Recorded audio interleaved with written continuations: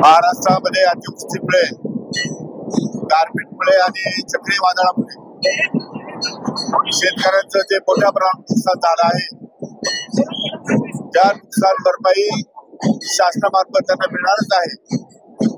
परंतु त्यापुढेही शेतकऱ्यांचं कमी नुकसान व्हावं, शेतकऱ्यांच्या जीवनामध्ये समृद्धी प्राप्त व्हावी म्हणून आज रामाच्या जन्माचा मुहूर्त साधून आज या ठिकाणी जाणीवपूर्वक काळाराम मंदिरामध्ये दर्शनासाठी आलो होतो.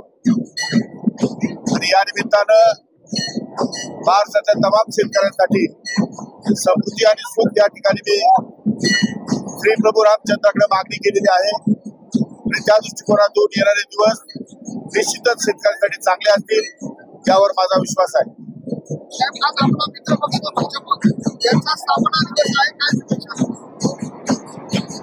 राजकीय पक्ष आज जरी स्थापना झाली असली तरी सुद्धा त्यांनाही माझ्या वतीनं, माझ्या कुटुंबियांच्या वतीनं आणि तमाम महाराष्ट्रातील जनतेच्या वतीनं मनापासून या ठिकाणी शुभेच्छा व्यक्त करतो.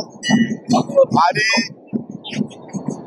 काल अनावधानाने आणि मस्करीने केलेल्या गोष्टीमुळे महाराष्ट्रातील शेतकऱ्यांचा मान सन्मान दुखावला गेला असेल तर कालच एका चॅनलवर मी या ठिकाणी दिलगिरी व्यक्त केलेली आहे.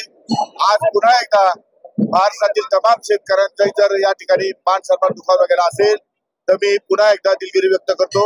धन्यवाद.